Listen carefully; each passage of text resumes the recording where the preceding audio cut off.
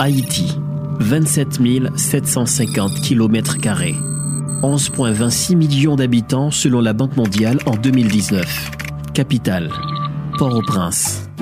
C'est ce pays caribéen situé sur l'île d'Hispaniola, territoire qu'il partage avec la République dominicaine, qui est devenue aujourd'hui la risée du reste du monde. Haïti est le pays le plus pauvre de l'Amérique latine. Il est tristement réputé pour son économie qualifiée de plus pauvre en Amérique. La vulnérabilité aux désastres naturels, l'accès limité à l'éducation, à la santé, aux logements sociaux sont des inconvénients qui pèsent tragiquement sur l'avenir de ce pays. Depuis plus de 200 ans, Haïti se cherche, mais n'arrive toujours pas à trouver une sortie de crise durable pouvant l'aider à se hisser vers son développement.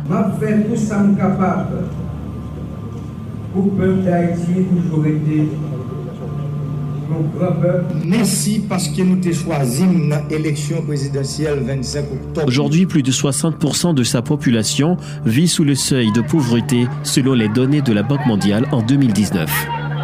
Les luttes intestines pour le pouvoir sont parmi les principales causes qui entraînent le pays vers sa chute après son indépendance le 1er janvier 1804. Peu après sa fondation, les hostilités ont commencé. L'empereur Jacques Ier fut assassiné par ses anciens généraux le 17 octobre 1806 à Pont-Rouge. Son assassinat survient après qu'il a décidé d'entreprendre une réforme agraire au profit des anciens esclaves sans terre. De 1804 à 1986, les crises se succèdent. Elles se caractérisent par une saga de guerre civile, de coups d'État, d'assassinats de chefs d'État, d'occupations étrangères. De 1957 à 1986, la dynastie des Duvalier imposa au pays une dictature féroce.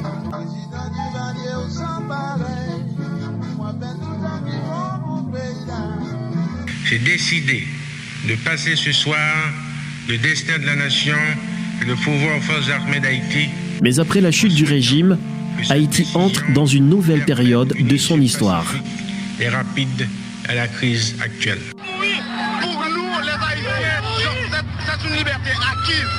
Une autre constitution a même vu le jour un an plus tard, garantissant les droits fondamentaux des Haïtiens.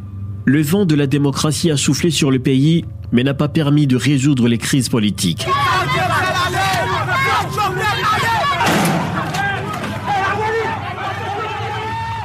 Haïti stagne depuis plus de 3 décennies dans l'incertitude. Bonjour, je m'appelle Jos Varin. Bonjour, je m'appelle Jos Varin. Chaque semaine sur cette plateforme, je vous présente un podcast sur un sujet d'actualité. Interview, mini-documentaire audio, reportage et analyse. Interview, mini-documentaire audio, reportage et analyse. Politique, économie, diplomatie, société, culture pour ne citer que cela. Ne ratez aucun de mes podcasts et surtout, partagez si vous appréciez le travail. Jos Podcast.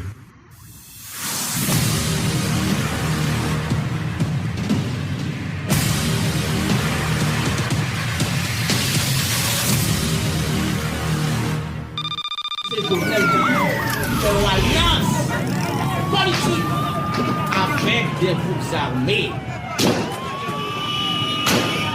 Protestation à parler, c'est normal parce que nous sommes en démocratie.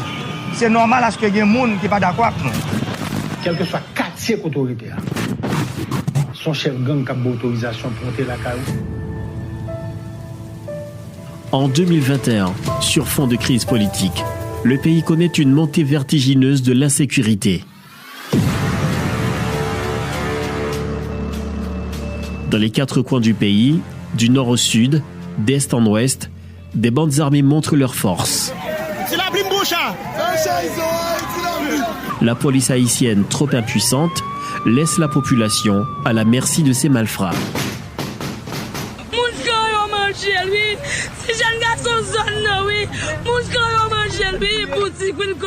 Kidnapping, viol, vol de véhicules, pillage, vol à main armée, exécution sommaire. Les anges de la mort sillonnent les villes sous le regard velléitaire des forces de l'ordre. C'est dans cette même année qu'un président de la République est aussi assassiné chez lui, en pleine nuit par un commando étranger, composé de 18 Colombiens et 2 Haïtiano-Américains.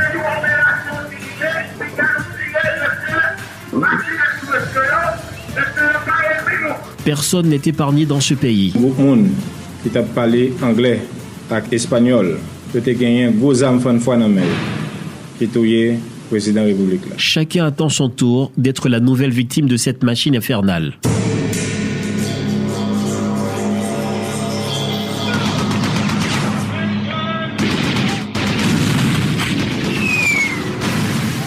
Chaque crépitement de mitrailleuse est une symphonie de terreur qui résonne dans les quartiers dits de non-droit à Port-au-Prince.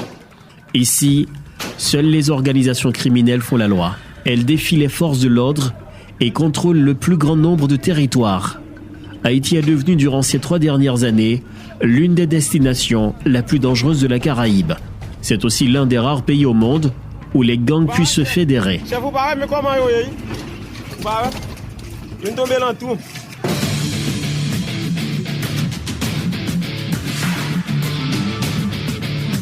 Je dis à faut que nous toutes les têtes, à force révolutionnaire, Genève pour nous allier, les nous dit manifestation, les nous dit dans la rue, nous allons faire manger pour nous manger.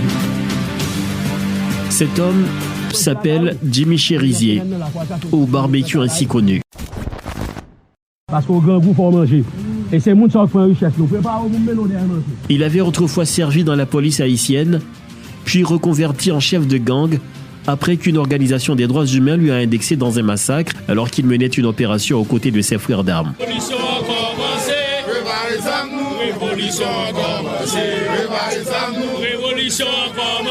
Barbecue, écarté de l'institution policière, a rejoint un certain T Junior, un chef de gang qui dirige le quartier de La Saline. L'ancien policier, dit-on, à la réputation sulfureuse, est devenu par la suite figure emblématique du G9 en famille et alliés. Force révolutionnaire, G9 en famille et alliés, main toutes, nous constatons depuis plus de 40 ans. Une alliance de groupes armés parmi les plus redoutables de la capitale.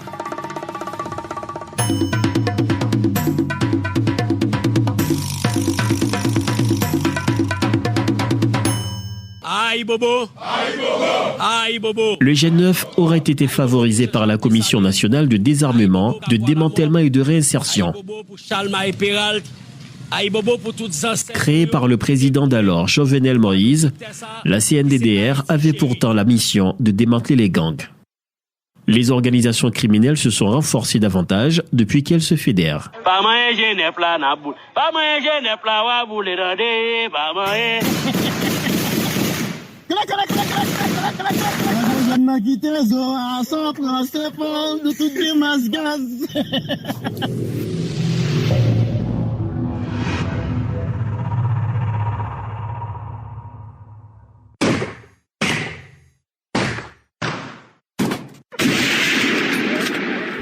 Le 29 juin, dans la soirée, plus de 20 personnes ont perdu la vie tragiquement à Crisroy et à la rue Acacia, au niveau de Delma 32.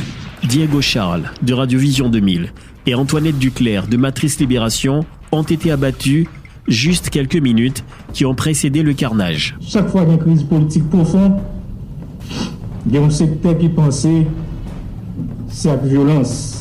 Le chef de la police, Léon Charles, lors d'un point de presse du CSPN, tentait de rassurer la population que la police ne laisserait pas les assassins impunis. Même en tant que commandant-chef, avec toute dernière ressource que je gagne, tout temps que je gagne, toute information que je collectée, m'a privé sur nous. Léon Charles impute Fantôme 509 sans avoir enquêté sur les présumés auteurs. Ça passe là, c'est 509, Fantôme 509 qui fait. C'est ce même chef de la police qui avait échoué face au gang 5 secondes en envoyant des unités d'élite de la PNH à la boucherie le 12 mars 2021.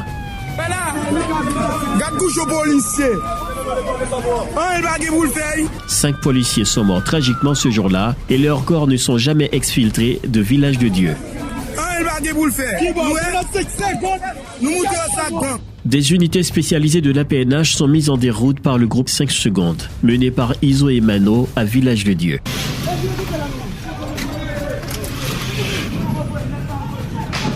Les bandits ont infligé une sévère correction à l'institution policière qui avait mal coordonné son opération. Depuis ce drame, la PNH n'a jamais repris le contrôle de la 3e circonscription de Port-au-Prince. Le 1er juin de l'année en cours, une guerre a éclaté entre les gangs rivaux pour le contrôle de territoire. Les habitants des quartiers de Martissan sont les premières victimes.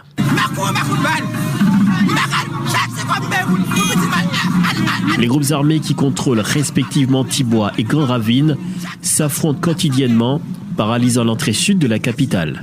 Les scènes de terreur sont filmées et mises en ligne par les belligérants eux-mêmes qui font l'apologie de la violence.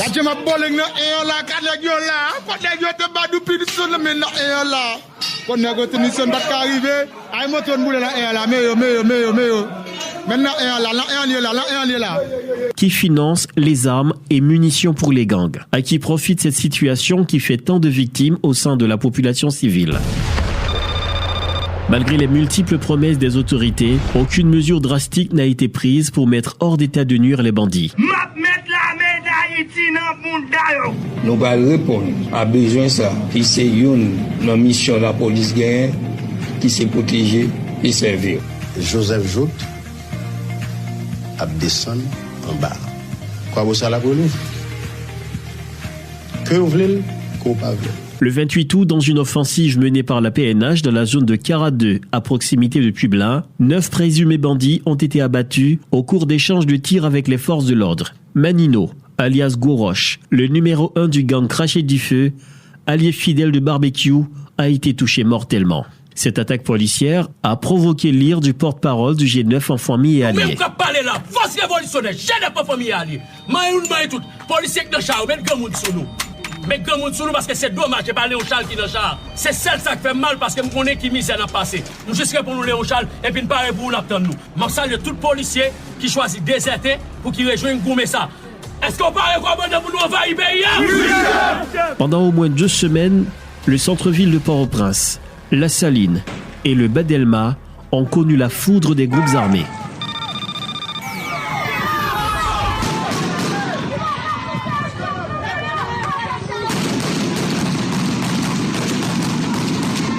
Port-au-Prince devient port au crime en raison de nombreux massacres qu'il enregistre chaque jour.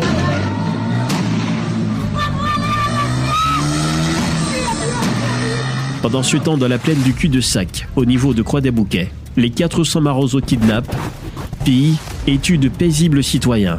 Ce groupe armé dirigé par Lamor Sanjou est l'un des plus redoutables du pays. Il ne fait partie d'aucune fédération, sinon il agit seul et veut contrôler toute la plaine et ses zones avoisinantes. Nous tellement fait tout ça, nous voulons faire la carrière, pour notamment des renforts, l'espace comprise entre la mort et la vie ne dépasse pas 9 mm de distance.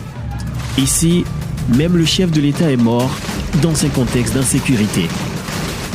Parmi les nombreuses crises qui agenouillent le pays, l'insécurité est le pire des fléaux pour ce territoire qui se noie dans les eaux glauques de la misère. Joz Podcast vous propose des documentaires sonores, des reportages et des interviews. Politique, diplomatie, culture, économie, environnement pour ne citer que cela. Joz Podcast est disponible sur toutes les plateformes associées à Spotify. Pour vos suggestions et commentaires, contactez Joz Podcast au numéro suivant 509 3710 0337 509 3710 0337. Joz Podcast, écoutez pour mieux voir. Joz Podcast.